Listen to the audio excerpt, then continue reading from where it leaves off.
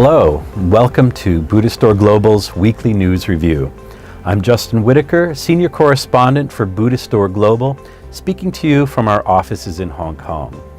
In this week's news, a Japanese Kannon Bodhisattva statue is believed to be the work of the celebrated 12th century sculptor Kaike. Art historians in Japan have identified a statue of Kannon, also known as Avalokiteshvara or Guanyin, the Bodhisattva of compassion and mercy, as most likely being the work of the acclaimed Kamakura period sculptor Kaike. The work is housed at Takesanji, a 7th century Buddhist temple in Japan's Aichi prefecture. The 50-centimeter sculpture of a standing 11-faced Kannon Bodhisattva, which is carved from wood, decorated with gold leaf, and mounted on a pedestal, is notably similar to other works attributed to the acclaimed artist. The University of Sydney in Australia is seeking crowdfunding for work on Gandhari Buddhist texts. Dr. Mark Allen, Department Chair and Senior Lecturer in South Asian Buddhist Studies at the University of Sydney, has launched a campaign to fund the restoration and publication of a number of ancient Gandhari Buddhist texts, held to be highly important for understanding the earliest development of Mahayana Buddhism in South Asia. The project, which brings together leading researchers from around the world, will make its publications freely available to the public. The Gandhara region was the seat of several dynasties from the 3rd century BC to the 4th century CE.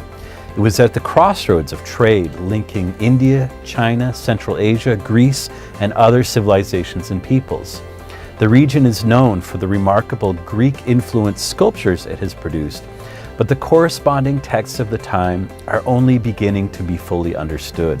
A court in Myanmar has issued an arrest warrant for the firebrand Buddhist monk Wirathu. Ashin Wirathu has been the face of the country's Buddhist nationalist movement and has garnered global headlines for his vocal opposition to Islam and Myanmar's minority Rohingya Muslim population. A police spokesman said the arrest warrant was issued in Yangon late on Tuesday on a charge of sedition. The monk could face a maximum prison sentence of life under Myanmar's sedition law, which prohibits attempts to bring into hatred or contempt, or incites or attempts to incite disaffection toward the government.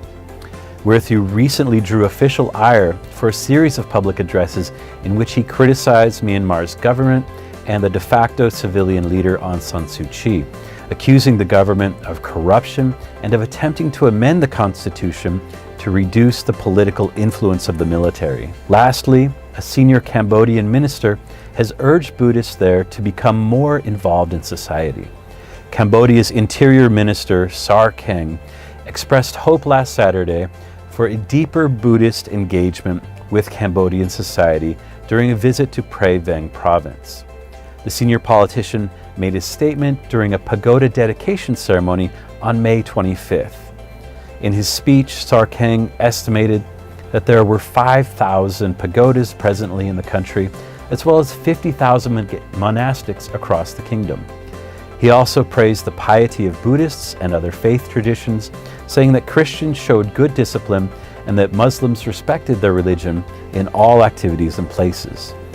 Buddhism has been Cambodia's state religion since 1991, and Cambodia's best-known Buddhist is likely the late thinker and peace activist Maha Ghosananda, who lived from 1913 to 2007 and popularized a vision of Cambodian engaged Buddhism.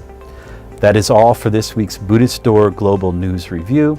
Be sure to check out our website, www.buddhistdoor.net, for these stories along with features and special coverage of Buddhism around the world.